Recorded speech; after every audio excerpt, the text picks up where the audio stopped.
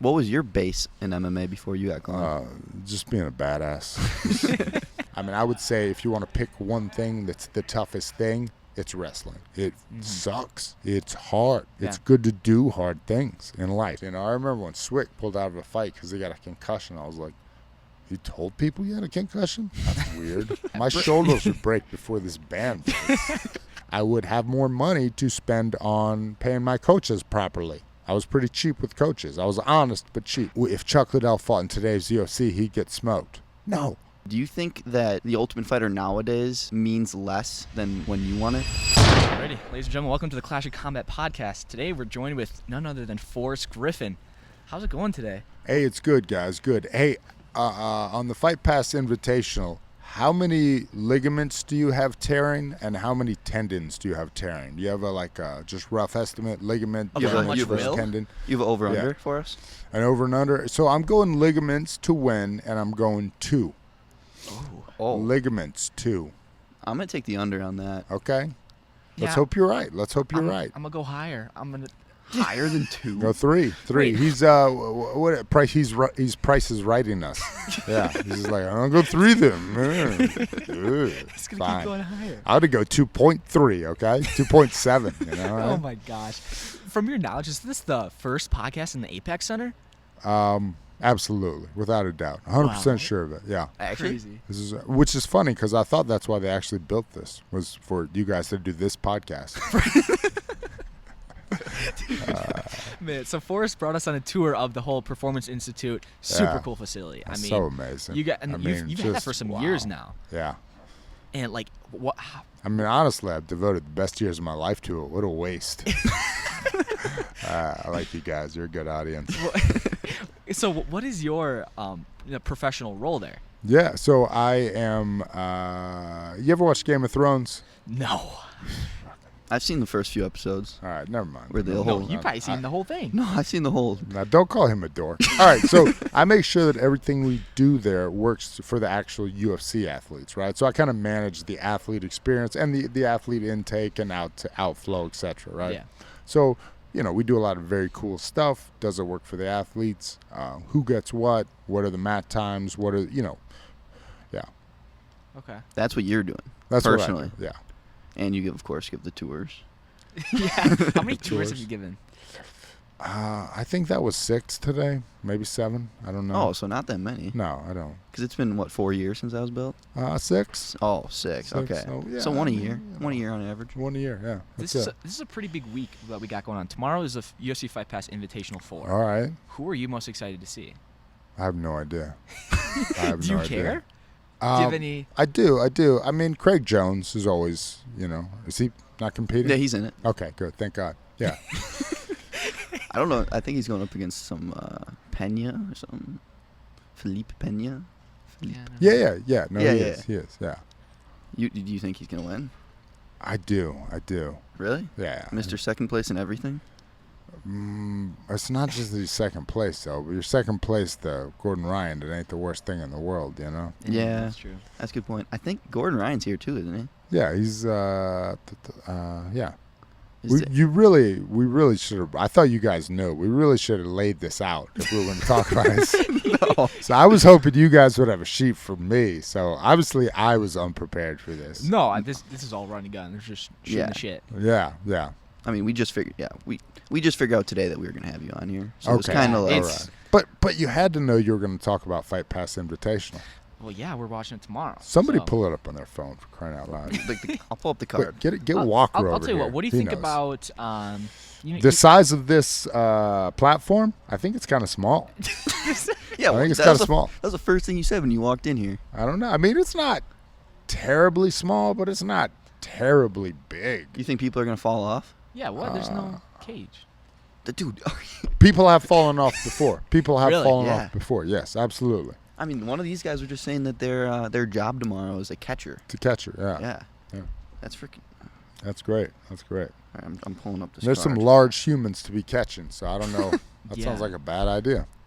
All right, I'm seeing Felipe Pena versus Craig Jones. Yep, that's the thing. There's the 8-man absolute tournament. Okay. Hassam Rita, Dan Manasu. Yeah, Dan. It's Big Dan from like Missouri or something, right? Big country-fed bumpkin. Yep, It's only like 22 or 21 That's him. or something. That's him. Just a giant human. Then we got- He competed in the last Wait, one. is this a weight class thing, or is it just open? Or you probably have no idea. You're asking me. Yeah, I mean, I don't know I either. mean, man. ironically, the expert of this is walking around the building. Like, sit there's a down. guy, he just walked out the door. You I could, mean- literally the guy that set it up. Or we could get Claudia Gadelio over here, who's doing some of the matchmaking and has been running that athlete experience. Yeah, and then we got Nicky Rodriguez is in there. Yeah. I mean, he's got to be the favorite, right? You'd think. Yeah, well, him and Craig are on the same team, if you were. Yeah. No? Yeah. Sometimes. Yeah, we maybe, just saw maybe. them actually rolling around in there. Yeah. A few Yeah. guys. I just got texted by Walker. We have to end at 3:45, so 25 minutes. Oh man. Oh, All we're right. good. Well, We're golden. 25 How, minutes. yeah. I could not possibly talk to you guys for that long. Okay. Don't worry. There's no. How up to date do you keep with wrestling, like college wrestling, professional, not WWE? I get really excited when the Olympics come, Okay. and then I get for 6 months I keep up with the wrestling. Yeah. just during that period of time. Yeah, just during that period of so time. every 4 years you'll tune Every in. 4 years, I got 6 months of wrestling in me, and then 2 months after it's over, I start forgetting what it was. So do you know who RBY is? Roman Bravo. Yeah, I Yeah. saw him this morning. So I know him for a couple of years now Okay. because he came in as a training partner with Dominic Cruz. Right. And Dominic Cruz said, this guy wrestled for Penn State. He's really good. And I said, sure. Okay. I'll take your word on it. Well, he that looks makes little sense. to me. Yeah, he does. I mean, you're also a big dude. Oh, thank you. Is wrestling just like boring to you, or it just doesn't No. interest you as much? So here's the thing. I do like watching wrestling. It's definitely not boring. And I would say if you want to pick one thing that's the toughest thing, it's wrestling, right? Yeah. Like wrestling, I love the mindset. You know, I love the mindset of wrestling. I love a lot about wrestling, but I watch 4 to 6 hours of fights a week. So I can't put wrestling on top of that. And for me, strategically, I'm more into kickboxing. It's not that I love wrestling, but if I'm going to watch combat sports that's not MMA, I'll go kickboxing and then boxing in that order. Makes Really? sense. I feel like kickboxing is not really. I feel like has less viewership than wrestling. It does, but that's, everybody leans But- their own way. That's Right. how I roll. Yeah. No, that makes Yeah. sense. And then And trust me, I've actually done quite a bit of wrestling because I found out that I sucked at it, and if I didn't want to get put on the ground and grinded on, that I should really, really take this seriously. And I was pretty decent at one time at Greco wrestling, right. which is why I have no shoulders today. Well, obviously we're on a time constraint, so I want to ask this question. It's Sure. off topic, but do you think that It's a 4. It's 4. 4? Yeah, go ahead. All right. Do you think that the Ultimate Fighter nowadays means less than when you won it? Ooh. I don't mean to say yes, but in an instance it has to, because there's been more of it, right? So Yeah. initially the Ultimate Fighter was the #1 mine for undiscovered talent, right? Now you've got Looking for a Fight. You've got obviously the Contender. You've got other mines to, other ways to find talent and develop an audience for that talent other than just the Ultimate Fighter. And, you've been doing it for 30 years. It still serves its purpose. It still puts people in the UFC. It still, it helps the coaches, and it helps the coaches kind of relate to an audience. So it still definitely serves a purpose. But yeah, the talent has been depleted. Now, there's a lot of talent, right? So it needs more outlets. Yeah. I got one big question. Do you think that the people who don't really grow up in fighting, like you see all these YouTube people, these internet people, want to get into boxing, and now they're going into more fighting? It's a lot easier than wrestling. Sure, absolutely. But do you think that it's worthy of them doing that, trying to grow fighting in that sense? Oh, I don't. One of the UFC's 8 core principles, or whatever they call them, maxims or brand maxims, is fans decide. People have decided that they will pay millions of dollars or $59.99 to watch mediocre boxing. I'm not going to tell them they're wrong. Then they're doing their thing. You vote with your ass, and you vote with your eyes, and you vote with your wallet, most of all, right? Are you watching the content on your phone? Probably. Are you sitting in the stands to watch the fight? Maybe. Are you paying money for it? Okay, and you kind of think in that order, right? Well, am I watching it? I'm consuming content. All right, check. Am I actually willing to buy the content? Check. Am I willing to go and actually be part of the experience? Check. And so those are kind of, if you're willing to do those things and spend the money on it, then there's no right or wrong. It's not a meritocracy. Sure. It's not about the most talented fighters don't get the largest purses. Yeah. The most popular fighters do. Look, at the end of the day, it's entertainment. All sport is entertainment. MMA, obviously, the best sport there is by far, right? It's the most complete form of human competition. Yeah, no, absolutely. How would someone, like a kid, if they were watching, what is their path? What do you think is the best path to get to the UFC and succeed?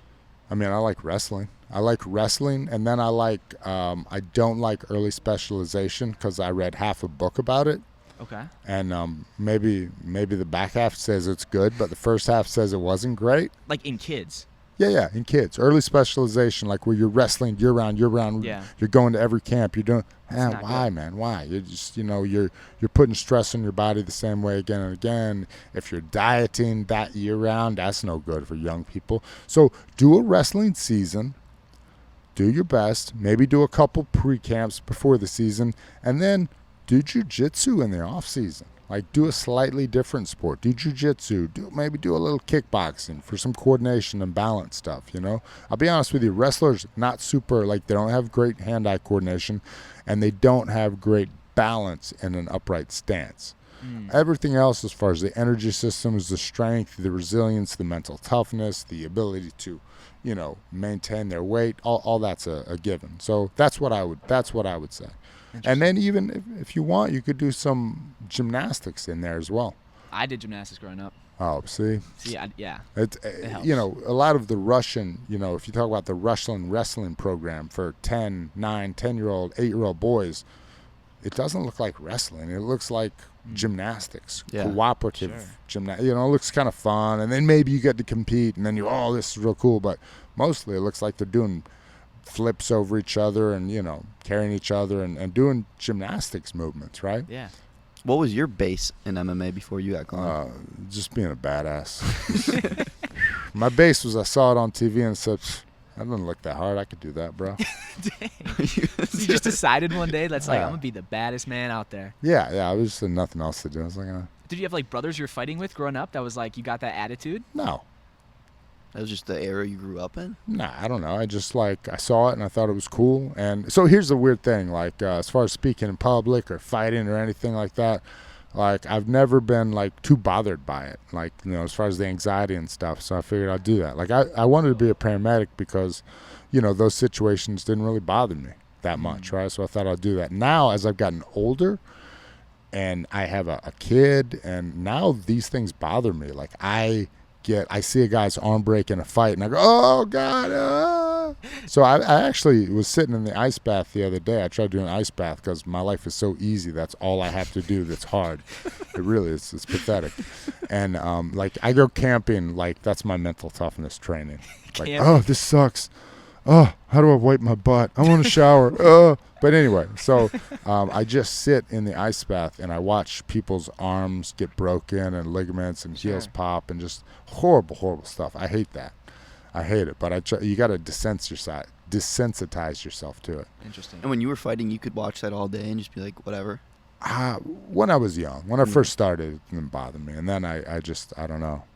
I just became very empathetic. Is there ever a time after one of your fights where you I don't know, you see guys when they knock somebody out and they're like, damn, he's actually just over there, he's out. I feel like it hits people sometimes. No, not really. No, never? No. I don't hit hard enough, unfortunately. What was your personal most memorable fight? That you? Yeah, I mean, it was the Stephan fight, right? Because for me, that was the change of my life. That was the day that I was like, okay, you know what I do now? I'm a prize fighter. I fight people for money. I'm not a bouncer / prize fighter.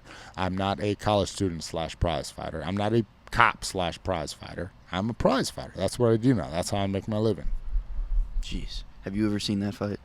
I've seen clips. Actually? Yeah. Oh, okay. I don't know if you knew, but he's not a... No, I'm a fan of UFC, but I'm not like don't know everything, clearly. He knows way more than me. Yeah. But then, I mean, then being around all these guys here just makes me feel like an absolute casual. Yeah. What do you think is the skill difference? Is there a skill difference between like when the UFC first started and to what it is now? So, yeah, of course. Duh, right? Yeah. I mean, but I don't think to say, hey, if Chuck Liddell fought in today's UFC, he'd get smoked. No. Chuck Liddell would train like we train now. Good point. He would evolve, If you think of even Bruce Lee, right? Bruce Lee was doing some judo, jiu-jitsu, like in his training. If he had access to the knowledge we have now, he would do that. I would train smarter. I would train differently. I would spend more time drilling. I would, I would worry less about toughness and gym wars and nonsense like that. I would train smarter. I would have more money to spend on paying my coaches properly. I was pretty cheap with coaches. I was honest but cheap. Sure. So a lot of times, like, I would do my open warm-ups by myself because I didn't feel like spending $100 and buying my guy for a day. I would fly my camp in later for a fight, so they'd have to miss like less of their work back home. Wow. What did your actual training sessions look like? So here's a mistake I made. I went a little bit hard every day. The idea was that I was supposed to go lighter on Wednesday, Friday, but I didn't. So I would go, Monday, I'd grapple hard in the morning, grapple wrestle hard in the morning, strike light. Tuesday, grapple light, easy in the morning, wrestle easy in the morning, strike hard, sparring. Wednesday, strike light, grapple hard. So it's always like every day was a hard day. Not every practice, like every other practice, and then sometimes every third practice, and then I'd do an S&C session, and that was basically whatever I physically had left. Okay. We talked earlier about sports psychology. You weren't into that at all, fighting. Yeah, no.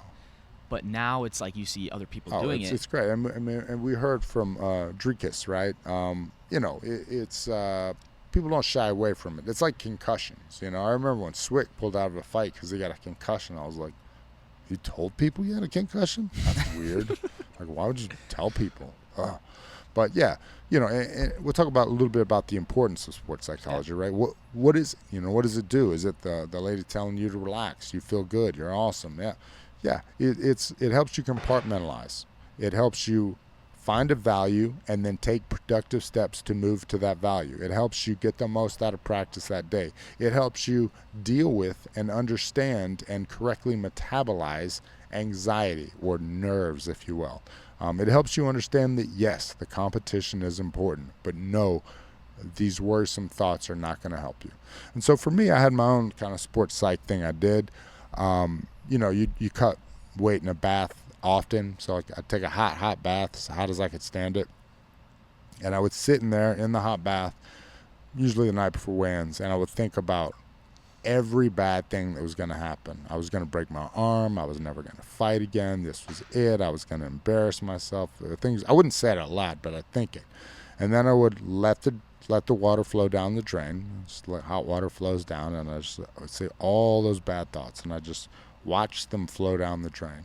And then I'd turn a nice cool shower on, right? Because I've been in hot water for like a long time, 20, 30 minutes trying to sweat. And then I'd turn the cold water on, and I'd seal myself. Like, just like it closes your pores, I'd seal myself against bad thoughts. Not unlike they do in Muay Thai, where they seal the ring off against evil spirits and such, Yeah. And from then on, I did not allow myself a bad thought. It's all good. It's all good. That's really cool, actually. Yeah, no, that's really good. I've heard different ways of people doing it. And that's the best way you've heard. You're welcome. Yeah, feel free to do that. How were weight cuts like when you were still fighting? Were they tough, or was it some were, some weren't. I cut a lot of weight, but what I didn't realize is the percentage actually wasn't that dramatic. So if you say I cut 25 pounds, that's like, wow. But yeah, you're cutting from 230 or 225 to 205. It's actually not that bad. Chill Yeah. out. Yeah. You know, it's like, hey, but now there's guys cutting 20 pounds and they're cutting down to 170. So the percentage is a lot different, right? So, yeah. Yeah, that makes sense. If there was no fighting, like no UFC, there was no game, Right. where would you be? If there was no fighting, Yeah. I have no idea. I probably would have gotten fired as a cop for beating somebody up or assaulting someone, and I'd probably be like some private security guy that's just angry at the world. Dang. Yeah. So this gives you that outlet. Yeah, I would have destroyed my life. No, I mean my goal was to live a good life, to fight in the UFC, make as much money as I could, fight as long as I could, and then retire and go back to law enforcement, and always kept my nose clean, figuratively and literally, and go back to law enforcement and become a defensive tactics instructor and teach, defensive tactics in the police academy. The DopamineO is a resistance band used for building muscle and improving athletic performance. The unique thing about it is that it's longer, stronger, and more elastic than any other resistance band. With Dopa, you can work on strength, endurance, technical skills, and muscle growth. Dopa can be used as a portable multi-trainer that you can carry with wherever you go, to even the most beautiful places in the world. Join DopamineO and the world's #1 resistance bands with the largest online training center. And a word about our service: full 1-year warranty with quick delivery to your home. If you don't like it, we'll give you your money back. So there is no more excuses. Join DopamineO today to change your workout routine forever. That was your plan from the start? That was my plan. That was my plan when I was 23 and I quit my job, or 22. Yeah. Wow. And then when you finally decided to retire, was that just completely out of the way? Like, No, I mean, it was like, a thing, but I wanted to be more involved with fighting, and I had the opportunity to be more involved with fighting. So, okay, that makes sense. Wow. I can't even. I got a question, because our last guest was actually Bella Meir, so Frank Meir's daughter, and we asked her, like, did your dad want you to get in fighting? And he said definitely not. It was her mom. You have a daughter, correct? yeah, I do. Would you ever want her to get in fighting? She's not built for it. No. I put her in jiu-jitsu when she was young, and just wasn't her thing. She's pretty athletic. She was okay, but she took it. If she had a loss and lost that day, it got held down and got frustrated. She really took it to heart, and I didn't like that. And the other thing was, like, what, she'd be on like the side of the mat braiding hair. And I was like, and then so we put her in gymnastics, and okay, that's her thing. Yeah. That's what she does gymnastics for 4 hours, comes home, and then starts doing gymnastics. Wow. That's what you want. She pretty good then if she's doing 4-hour days. Yeah. I mean, she does 22-hour weeks of gymnastics over the summer. Yeah. And that's then- your only kid? Yeah, and then like 16 during the school year. If you had a son, would you push him into fighting? Or would you? I would definitely want him to do jiu-jitsu and to wrestle. I might try to get him to wrestle, just because I think I just think it's a great way to develop toughness. It sucks. It's hard. It's good to do hard things in life, especially young in life, especially when all your needs are met. We're not well off, but my daughter's never going to want for anything. If I had a son, he'd never like go without a meal, or, what I'm saying? Like, he might not have the coolest Jordans, whatever, but you're going to get, you'll always have decent clothes. Not like people are going to make fun of what you have, Yeah, makes sense. So- I know we're running short on time, and Walker, this was Walker's one request. Oh, come But on. Crosby's got to show off his tattoo. Okay. You can say where. Yeah. If you I'm can, gonna preface this. Yeah. I never thought I would come here. All right. Okay. When Yeah, I yeah. got this, I thought there's no way I ever come here. I'm never gonna meet any fighters. It's Yeah. show him. and- Just show him. Just show him. Can you name who's got this tattoo? What about I can't even see it. It's an eagle with a UFC flag. Chandler, maybe? I have no Colby. idea. Colby Who? Covington. Colby Covington. That's nice. Okay, but wait, I didn't get it because of him, because I was like fanboying him. You got it because it was the one on the wall, and you just pointed to it and said that one. Yeah, exactly. It was something more along the lines of I thought it looked cool, and he happened to have it. Yeah. And I got it from Nah, him. it's cool, man. It's cool. I mean, I was getting clowned for fan like the club best of 20 one. minutes. Yeah, fan club of one. That's good, man. Don't. I mean, it's okay. Colby's a nice guy. You know, he talks a lot of crazy stuff, but he's actually a nice guy. Yeah, no, he's a badass. I have a UFC roster book from 2013.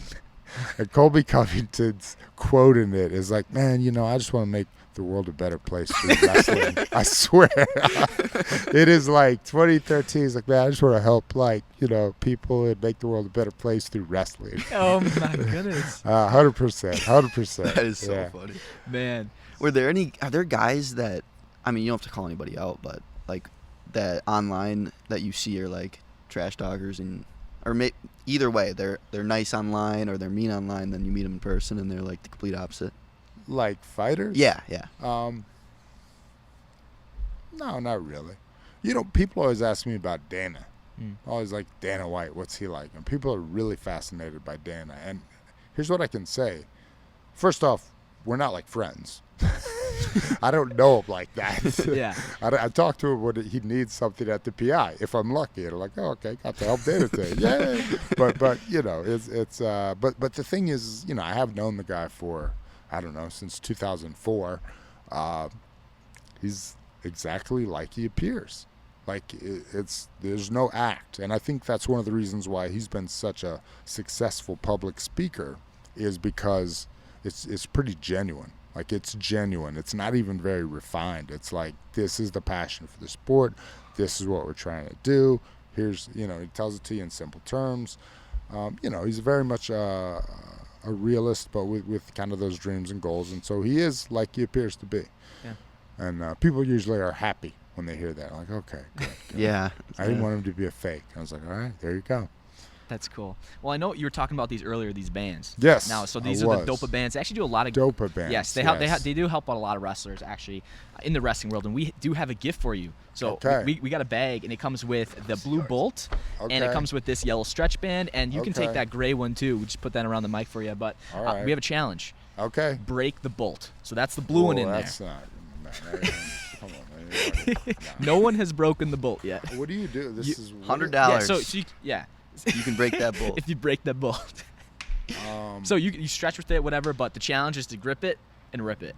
No, I mean, I can break it. You think? Nobody's been one's able to break do it. We're talking strong guys. Can I put it through a chain link? No. No. You can put it under your foot. No, I can't do that. Why not? Break my shoulder. My shoulders would break before this band.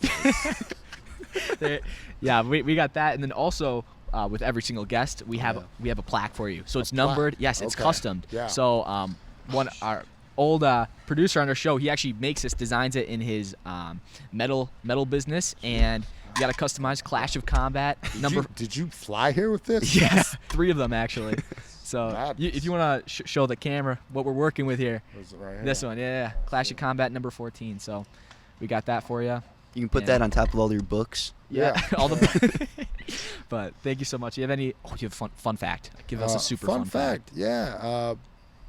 Okay, that's a good one. Fun fact. Over 1,000 people have died in ferry accidents in the last 100 years. So over 1,000 people have died. There was one actually in Sweden where like 80-something people died in one ferry accident. Because this whole ship sunk? Well, I think it just maybe. Yeah, I don't know honestly. I should have Wikipedia'd better. Dang. Well, there you go. Wikipedia. Is that not a thing anymore? Is it all ChatGPT now? Yeah, a little bit. Yeah, ChatGPT has nothing past 2021. What? I asked ChatGPT about the UFC, and it started talking about safety precautions related to headgear. Now, ChatGPT did give me a great poem about Forrest Griffin. Ooh, I bet it did. I bet it did. Next time you're on, I'll look that ask up. it. Hey, write me a poem about Forrest Griffin. Ooh. I think you'll be impressed. Man.